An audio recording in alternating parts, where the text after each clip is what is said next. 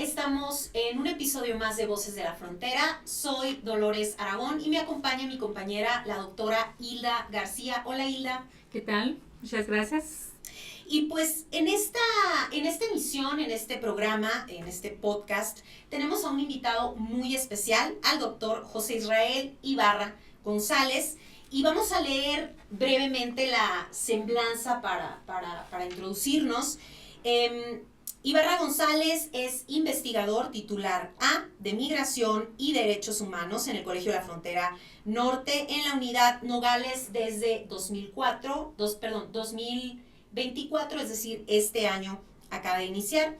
En este cargo está contribuyendo significativamente al quehacer científico en los ejes temáticos de migraciones internacionales y movilidades transfronterizas transnacionales, así como en violencia, seguridad pública y derechos humanos, y a la atención de las problemáticas derivadas de estas áreas.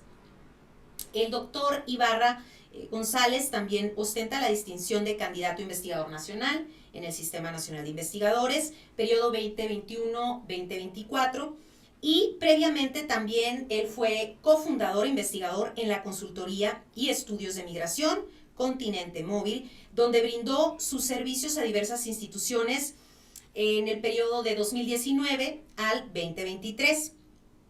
También pues es profesor, es docente, y el doctor pues José Israel Ibarra ha sido profesor en la maestría en migración del Centro de Estudios de Posgrado, tutor de la maestría en estudios de migración internacional del COLEF, y también es profesor de asignatura en áreas de investigación y periodismo en la licenciatura en comunicación de la Universidad Iberoamericana de Tijuana.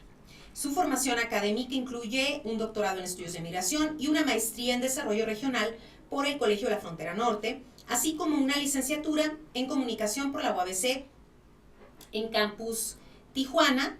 Durante su trayectoria periodística, porque también hay que aclarar que pues nuestro invitado el día de hoy también tiene una importante trayectoria periodística, trabajó en medios de comunicación locales y nacionales, así como internacionales, desde 1999 a 2014, cubriendo temas relacionados a migración, derechos humanos, grupos vulnerables, política gubernamental y empresarial. Además, fue presidente del Colegio de Comunicólogos de Baja California durante el periodo 2019-2023, y por supuesto su compromiso es con la investigación, la formación académica y el desarrollo social, que permite pues tener una visión amplia y comprometida con la construcción de sociedades justas e inclusivas. Doctor, muchas gracias por estar aquí. Pues una presentación muy profunda, trabajo académico como investigador, pero también trabajo periodístico, ¿no? Un perfil muy particular. Bienvenido. Muchísimas gracias, doctora Dolores. Muchísimas gracias, doctora Hilda, por la invitación. Y bueno, ¿qué puedo decir? Yo creo que están concatenados, es decir, mi propia historia como periodista, cubriendo los temas de la frontera, como el eje de la migración, me llevó a especializarme en lo que es ahora la carrera académica. Excelente. Y bueno, el día de hoy hablaremos en busca de un refugio, los desafíos del desplazamiento forzado en el norte de México, que hace poco, hay que señalar, tuvimos un evento aquí en la Universidad de Sonora, en Campus Nogales, a partir de lo que es el desplazamiento forzado.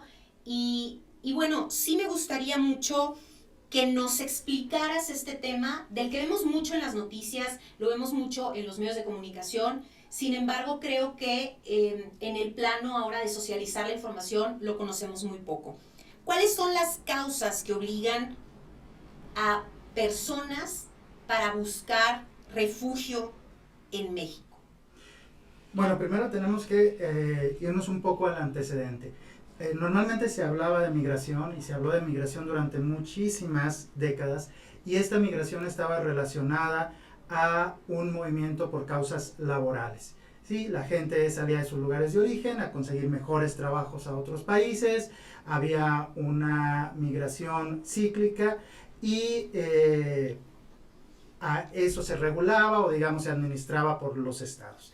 La situación ha cambiado durante las últimas décadas debido a los acontecimientos que están sucediendo alrededor del mundo, pues principalmente lo que es el incremento de las guerras, de los conflictos armados entre países. Actualmente lo podemos ver entre Rusia y Ucrania, Israel y la Franja de Gaza, la zona palestina, por poner un ejemplo. Pero también tenemos una serie de conflictos muy graves, por ejemplo, en todo lo que tiene que ver con África, ¿sí? Guerras civiles, y ya un poco más cercanos a nuestro continente, pues tenemos una situación de violencia generalizada relacionada con pues el crimen organizado en muchos de nuestros países en Latinoamérica, que pues está provocando una situación de inestabilidad en las propias poblaciones, que tienen que salir no por búsqueda de trabajo, sino huyendo de esta nueva realidad geopolítica, ¿no? Está sucediendo un reacomodo geopolítico, y eso está haciendo que se muevan las poblaciones. Ahí vamos a encontrar este primer cambio, digamos, o este turning point en lo que es la migración y cómo se va convirtiendo en migración forzada. Lo que es el refugio forma parte del estudio de las migraciones forzadas, y hay todo un marco legal para los migrantes internacionales, ¿sí? Cuando atraviesas las fronteras de tu país para pedir, en el caso mexicano, refugio, o en el caso de Estados Unidos, asilo, te acoge una serie de tratados y convenciones internacionales que forman parte del derecho público, para que no seas devuelto a tu país. ¿Y cuáles son las causas? Bueno, voy a hablar del caso específico de México, de quienes están llegando a México y cuál es este marco legal. La ley que, digamos, está haciendo valer la Convención de los Refugiados de 1951 y el protocolo sobre el Estatuto de los Refugiados del 67, que es al que tiene ratificado México, la podemos ver en la Ley sobre Refugiados, Protección Complementaria y Asilo Político en México. ¿Y qué dice esta ley? Esta ley dice que una persona puede pedir refugio en nuestro país cuando sea perseguido por motivos de raza, por motivos de religión, por motivos de nacionalidad, por motivos de género, pertenencia a un determinado grupo social u opiniones políticas. Además, hay una ampliación de esta definición que, digamos, viene directamente de la Convención del 51, que es el que su vida corra riesgo en el lugar de donde están saliendo porque haya amenazas por violencia generalizada, y ya vamos a ver casos de países en específico, agresión extranjera en el país de donde vengan, estos conflictos internos de los que hablábamos, violación masiva de derechos humanos y otras circunstancias que estén perturbando el orden público. Entonces, ahí es donde hablamos de un desplazamiento y de una figura muy específica, una figura legal, que en nuestro caso, que es el de México, es la figura del refugiado. Muy bien, ¿no? Muy interesante lo que estás planteando. Pero hablas de la definición del desplazado, ¿no? Del desplazamiento, y hablas del desplazamiento básicamente por violencia. A mí me gustaría que hablaras también si solamente el desplazamiento tiene que ver con factores de violencia, en el caso de otros países, y cuáles son en el caso de México los mecanismos de protección a los que las personas que están siendo desplazadas, que no son mexicanas y llegan aquí, a los cuales pueden ellos acogerse. Okay. Bueno, hablando de desplazamiento, vaya a hacer la aclaración que tenemos el concepto de desplazamiento internacional, que es cuando cruzas una frontera, la frontera del país, vamos, o de tu país, y puedes cruzar un tercer país hasta llegar a donde estás pidiendo el refugio o el asilo. Y también tenemos el concepto de desplazamiento interno, que son las personas que huyen pero no salen de su propio país. Pero ahorita nos vamos a concentrar en el internacional. ¿Por qué hablar de violencia? Sobre todo por la situación que está sucediendo en México. Si nosotros vemos las solicitudes de refugio en México para 2023, que por cierto son históricas, pasaron las más de 140,000 solicitudes en el año 2023, tenemos en el top 10 o en el top 3 de los países, en primer lugar Haití, en segundo lugar a Honduras y en tercer lugar a Cuba. Y si vemos las situaciones que están pasando, digamos, este primer lugar, que es Haití, hay un deterioro de la seguridad y una situación de violencia generalizada muy, muy grave, ¿no? Entonces, por eso es importante hablar de quiénes están refugiando en México y cuáles son las causas que los traen. Y la violencia está, digamos, como primera causa, ¿no? De las que nos da el marco legal. De ahí viene Honduras, que también viene de una situación de un deterioro de su seguridad, un debilitamiento del Estado, una crisis humanitaria, el control de las maras sobre la población o el control territorial. Y en tercer lugar está Cuba, que ahí hay una pequeña diferencia, ¿no? Pero que también está en el marco de las persecuciones que nos dice el marco legal, que es la persecución por razones políticas. En el caso de Cuba tenemos una disidencia interna, tenemos un exilio notablemente que empuja todo este movimiento desde los Estados Unidos y una crisis económica. Entonces, de alguna manera podemos ver que la violencia, al menos en quienes están siendo los principales peticionarios de refugio en México, es la causa principal y por eso hay que hablar con ella. Y bueno, digamos, respondiendo a la segunda pregunta, este marco legal de México es muy bueno en el papel, porque al concederse el refugio se le concede digamos, la residencia permanente legal y todos los derechos que cualquier residente permanente legal tiene en México, con todos los accesos a educación, a salud, a vivienda, a una defensa jurídica adecuada. Entonces, quien lo logra, el otorgamiento, porque es un proceso largo, no es un proceso corto desde la solicitud, digamos que recibe un estado de bienestar garantizado por México. A ver, digo, tenemos por un lado, evidentemente, el desplazamiento forzado internacional, que es al que ahorita nos estamos dirigiendo. Nos mencionabas Haití, Honduras y Cuba como los principales países que tienen situaciones muy particulares que mencionas, ¿no? Específicamente aspectos políticos, aspectos también de violencia como interna, estas necesidades.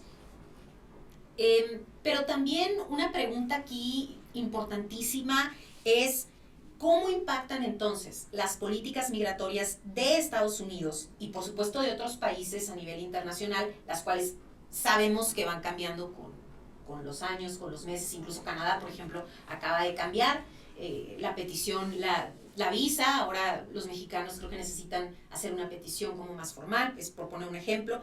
Entonces, ¿cómo estas políticas migratorias afectan ese flujo de personas desplazadas ahora hacia México? Porque tú nos hablabas de unas cifras de peticiones, hablabas de 140,000. Más de 140,000 solicitudes a refugio en México. En México, que es una cifra histórica. Entonces, ¿de qué manera afectan estas políticas migratorias a nivel internacional? Okay.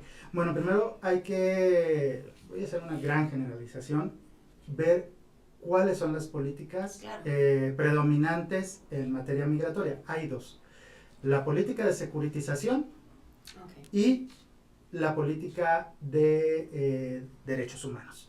La política de securitización es la que te dice el extranjero es una amenaza para el país, hay que cerrar las fronteras y el control pasa a manos de las instituciones de seguridad.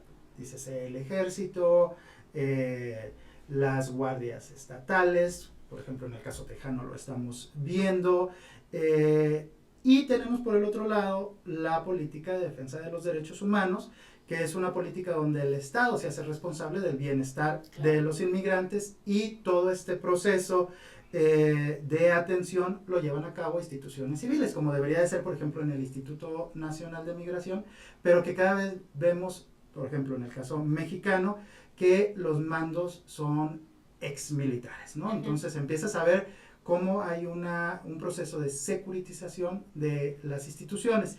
Y volviendo a tu pregunta, ¿qué tiene que ver la política de Estados Unidos? Pues tiene que ver todo, porque es el que está impulsando la política de securitización migratoria a nivel global. Esto quiere decir, pregunta, que entonces hay más solicitudes en México a raíz de estas decisiones de Estados Unidos. Claro, porque Estados Unidos ha ido cerrando el número de asilo que se otorgaba cada año. Esto sobre todo con Donald Trump fue reducido sustancialmente y ha ido creando no un muro, no solamente el muro que podemos ver en la frontera México-Estados Unidos, sino otro muro al sur de México, centros de procesamiento en Centroamérica, centros de procesamiento en Colombia. Entonces estamos viendo que tiene una externalización de sus fronteras para evitar que llegue este flujo de personas que vienen huyendo a los Estados Unidos. Y ha ido cerrando con medidas como Título 42, Título 8, y ahora lo más reciente, el CBP-1, la posibilidad de tener un camino, digamos, legal para hacer estas peticiones de asilo. Y en el caso, y hay que mencionarlo, muy importante, en el caso de Europa. Muy bien, Israel, nos estabas hablando ahorita de los desplazados, ¿y cuáles son los mecanismos de protección que existen para los desplazados internacionales en México? ¿Cómo los describirías? Ok, bueno, para el flujo de personas desplazadas internacionales, México ha ratificado a nivel internacional alrededor de 15 instrumentos que protegen diversas dimensiones de los derechos de las personas desplazadas y que son vinculantes, es decir, que obligan al Estado mexicano a garantizarles situaciones de acceso a identidad, de acceso a educación, a vivienda, a un trabajo, a alimentación, y que bueno, la podemos ver reflejadas, por ejemplo, todo esto en el Pacto Mundial por una Migración Segura, Ordenada y Regular, que recoge, digamos, todas las convenciones, las firmadas y no firmadas por México o ratificadas por México, que dan protección a estas personas desplazadas internacionales. México firmó este pacto, aunque este pacto no necesariamente es vinculante, pero digamos que sí tenemos en este caso del pacto pues este compromiso político. Y de los otros instrumentos que sí están ratificados, no, pues tenemos un compromiso vinculante. ¿Cuál es la ley que digamos es operativamente la que es más visible en este momento y que recoge varios de estos compromisos internacionales? Es la Ley sobre Refugiados, Protección Complementaria y Asilo Político de 2011, que tiene su última reforma en 2022 en este gobierno, y pues que va a darles a las personas desplazadas todo un marco de garantías como si fueran un residente regular una vez que alcancen la finalización del proceso de refugio. En otro, digamos, como aspecto que también va concatenado con esto, es cómo se puede fortalecer, por así decir, la coordinación entre las instituciones mexicanas, las organizaciones internacionales a la par, para mejorar la protección de las personas desplazadas. ¿Qué se puede hacer ahí? Hay un mecanismo que ha sido utilizado por ciertos gobiernos, sobre todo en el ámbito estatal, que son consejos.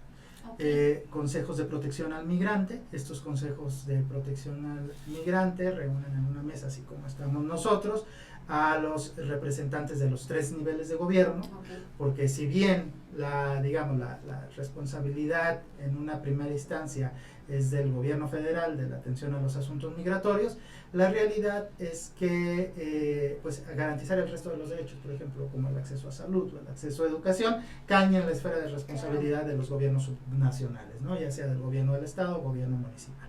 En estas mismas mesas también tiene que estar sentado el sector empresarial, porque el garantizar este derecho a las personas a tener un trabajo, pues debe de estar coordinado. No puedes entrar al mercado laboral regular si no cumples con el antecedente de acceso a la identidad o a un proceso de regularización en el país. Y también estar sentados en esta misma mesa las organizaciones de la sociedad civil. En ese sentido, pues muchas de ellas tienen como objetivo social la protección con vivienda, con comida, pero también muchas de ellas ya son organizaciones de segundo nivel que se encargan, por ejemplo, de traer ayuda de otras organizaciones en Estados Unidos, por ejemplo, hacia México, pero también tenemos organizaciones que ya se empiezan a especializar, ¿no? Como son las de defensa legal de las personas, es decir, quienes están acompañando a las personas para que obtengan su proceso de refugio de acuerdo a lo que marca la legislación, porque tenemos situaciones un poco complicadas cuando tú ves, por ejemplo, la tasa de positivos de refugios otorgados a las distintas nacionalidades. Ves ahí pues situaciones un poco digamos cargadas a ciertas nacionalidades, ¿no? Les pongo un ejemplo, ¿no? que tengo aquí. En el año 2021, 97% de los casos resueltos en general, que incluyen casos positivos, protección complementaria y los negativos, de los casos de Venezuela, el 97% fueron positivos. Pero si volteas a ver el caso de los haitianos, solo 23% del total de las solicitudes fueron positivos, solo 23%. Cuando ves que está Haití en el primer lugar de las solicitudes de asilo de la lista mexicana. Entonces te preguntas, ¿por qué ciertas nacionalidades tienen casi el 97% de solicitudes positivas y otras nacionalidades como las haitianas no? Entonces te da mucho que pensar y mucho que reflexionar sobre las verdaderas causas que puedan estar detrás de esto. Claro que puede haber situaciones ahí vinculadas digamos, a la formación, al nivel educativo de la población o a factores incluso hasta raciales, ¿no? Así es. Entonces, muy interesante la reflexión. Pero tú ahorita planteaste que el tema de la migración internacional está mediada por la violencia a nivel internacional. O sea, el caso de Haití, de Honduras, como nos hablabas, explica de manera importante el fenómeno de la llegada de esta población a pedir refugio a México, pero México también está enfrentando un problema muy serio de violencia, entonces, y eso está generando desplazamientos forzados internos, ¿no? ¿Cuáles son las regiones de México que están siendo más afectadas en relación a la violencia y obviamente a estos desplazamientos? Okay. Bueno, tenemos resultados recientes del año pasado de la Organización Internacional de las Migraciones, quien realizó el estudio Desplazamiento Interno, Migración y Retorno a la Frontera de México, una perspectiva desde 12 ciudades, en las que incluyen Nogales, donde pues nos revela que los principales estados son Michoacán, Guerrero y Chiapas. Estos coinciden con otros estudios, por ejemplo el estudio exploratorio sobre desplazamiento forzado interno en México, el caso de 3 ciudades a la frontera norte y una entidad expulsora que fue del Colegio de la Frontera Norte, encabezado por la doctora Yetza Bojorquez y el doctor Rodolfo Cruz, donde me toca a mí estar coordinando campo y platicar pues con las poblaciones que vienen de estos estados en condiciones muy muy complicadas, muchos de ellos personas del campo, jornaleros, pero también propietarios de ranchos que fueron despojados y muchas personas que se dedicaban al comercio, que fueron víctimas del cobro de piso hasta llegar a ser víctima de asesinato de algunos de sus familiares por no poder soportar este cobro de piso y que son obligadas a salir. Estas situaciones, digamos, de violencia, ¿cómo impactan en las comunidades y en los territorios de donde las personas obviamente son desplazadas? ¿Cómo impacta? Pues estás deshaciendo el tejido social. Claro. Es decir, si las personas que eran las que sostenían la economía, las que daban trabajo, están siendo desplazadas, estás terminando con la vida de esos territorios.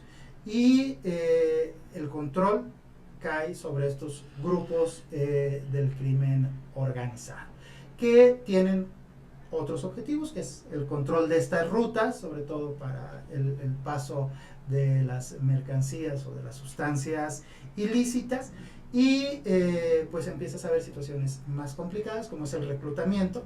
Me tocó platicar con muchas madres que les preguntaba, ¿por qué estás aquí? Claro. Estoy aquí porque mi hijo tiene 13 años y es de que lo van a reclutar, en un primer lugar para que sea halcón, y cuando son un poco más grandes, pues ya empiezan a irse a situaciones de sicariato, secuestro. Entonces, en una situación de salvaguardar a sus hijos, las madres huyen. Muchas veces pues ya sus parejas o sus esposos ya perdieron la vida. Entonces es la realidad de lo que queda en estas zonas del país. Estamos hablando, Israel, que entonces como grupos poblacionales vulnerables vemos también a los niños y las niñas, ¿no? Es decir, en los estudios que tú has estado, digamos, en donde tú has estado participando y que has estado haciendo, también el desplazamiento es a poblaciones, o han estudiado también poblaciones que sean menores de edad. ¿Es población en general o solamente se concentra en los adultos? O sea, demográficamente se capta en los estudios. Estamos hablando de casi el 50% de las poblaciones que están en los albergues, claro, que son niños y niñas y adolescentes. ¿Sí? Es muchísima la población. En particular, yo no he trabajado el tema, es decir, yo no he entrevistado a las niñas y niños, porque requieren otro tipo de metodologías. Hay otros colegas que es su línea de investigación y que sus trabajos son muy, muy interesantes, donde de lo que a mí me ha tocado ver, pues los niños dibujan, por ejemplo, y a través del dibujo muestran toda esta violencia, la familia asesinada, el color rojo aparece ahí. Entonces es una situación que los está incluyendo. Pero en este caso tú lo puedes detectar a partir de los adultos, ¿no? Es decir, los propios adultos, es decir, las madres, los padres de familia, los hermanos, te comentan entonces que la vulnerabilidad de la violencia pues impacta también en otras poblaciones, ¿sí? Sí, claro. Por ejemplo, en este último estudio que me tocó participar en campo, es un estudio donde tú le preguntas a una persona de la familia sus datos particulares y luego él te da los datos del resto de la familia. Okay. ¿Qué se encontró? Bueno, tenemos personas que nos daban los datos de otras 20, porque huyeron, claro, con toda la familia. Sí. Es una cosa increíble, es decir, huyen hasta el menor de los miembros de la familia, y las condiciones son súper complicadas porque muchas veces se separan en el trayecto porque tienen que huir a través de zonas serranas y volverse a encontrar en algunas ciudades. Muchos se reencuentran hasta llegar a la frontera, y los más vulnerables son efectivamente niñas, niños y adolescentes, ¿no? Claro. Y mujeres. Sí. ¿Y qué se está haciendo? O sea, ¿cuáles son las medidas que se están tomando para prevenir el desplazamiento? ¿Se está ocurriendo algo en realidad? Hay un intento de control por parte del ejército, que a mí me ha tocado estar monitoreando a través de los medios de comunicación. Sin embargo, estos intentos de control son temporales. Es decir, recuperan, no sé, regiones de Aguililla, por ejemplo, que es una de las regiones que más está en conflicto, Tecalpatepec, en Michoacán, pero después vuelven otra vez los conflictos entre los grupos del crimen organizado, y si regresaron 10 personas, son las mismas 10 personas que tienen que volver a salir huyendo. Eso, digamos, en la parte operativa. En la parte legal sí hay un gran vacío. Tenemos una ley de desplazamiento interno que ya tiene 4 años parada, ya está aprobada por la Cámara de Diputados, pero la Cámara de Senadores no la ha aprobado. Y entonces no tenemos un marco a nivel federal que resarce el daño contra todas estas familias de personas mexicanas que están obligadas a huir y que, de acuerdo al Consejo Noruego para los Refugiados, a través del Centro de Monitoreo, pues son más de 386,000 que se tienen contabilizadas, y que es un número subrepresentado. No sabemos realmente cuál es la cantidad de familias que están huyendo de los estados de origen, que si bien estos 3 primeros son, digamos, los que tienen el mayor expulsión, como es Michoacán, como es Guerrero, como es Chiapas, de acuerdo a la coincidencia de los estudios, son más de 20 estados de los 32 de la República que están siendo expulsores de población por motivos de violencia. Claro. Y la parte de las políticas públicas, ¿qué tipo de políticas públicas necesitamos en México? Y también voy a atrever un poco, en Sonora necesitamos algo también especial, me imagino, o muy particular, para asistir y darle protección a las personas desplazadas de forma interna. Lo que se necesita es, bueno, hay una ley de atención a víctimas, hacer valer la ley de atención a víctimas, y sobre todo establecer el diálogo con los estados de expulsión. Es decir, Michoacán, ¿qué estás haciendo? ¿O qué no estás haciendo?